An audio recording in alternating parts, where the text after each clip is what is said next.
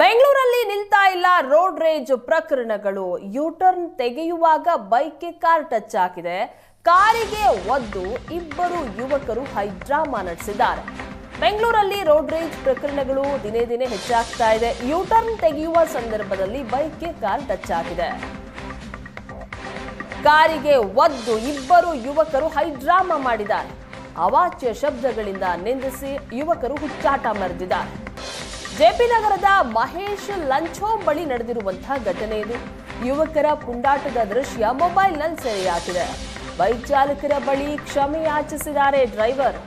ಮಾತಿಗೆ ಮಾತು ಬೆಳೆದು ಯುವಕರು ಪುಂಡಾಟ ಮಾಡಿದ್ದಾರೆ. ಕಿಡಿಗೇಡಿಗಳ ವಿರುದ್ಧ ಕ್ರಮ ಕೈಗೊಳ್ಳುವಂತೆ ಆಗ್ರಹಿಸಲಾಗಿದೆ. ದೃಶ್ಯಗಳಲ್ಲಿ ನೋಡ್ತಾ ಇದ್ದೀರಾ. ಬೈಕ್ಗೆ ಕಾರ್ ಟಚ್ ಆಯಿತು ಅನ್ನುವಂತಹ ಕಾರಣಕ್ಕೆ ಈ ರೀತಿಯಾಗಿ ಕಾರನ್ನ ಅಡ್ಡಗಟ್ಟಿ ಅವಾಚ್ಯ ಶಬ್ದಗಳಿಂದ ನಿಂದಿಸಿ ಕಾರ್ಗೆ ಒದ್ದು ಹೈಡ್ರಾಮಾ ಮಾಡಿದ್ದಾರೆ ಈ ಇಬ್ಬರು ಯುವಕರು.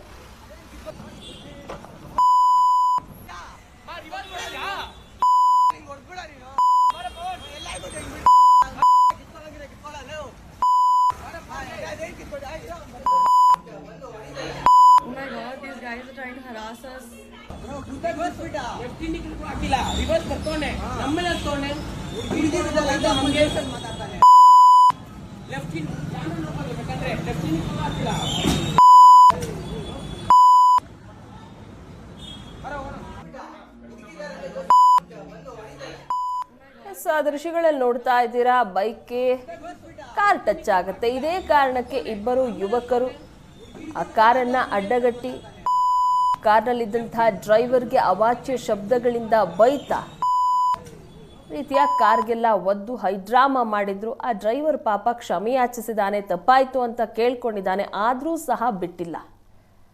ಜೆಪಿ ನಗರದಲ್ಲಿ ಆಗಿರುವಂತಹ ಘಟನೆ ಇದು.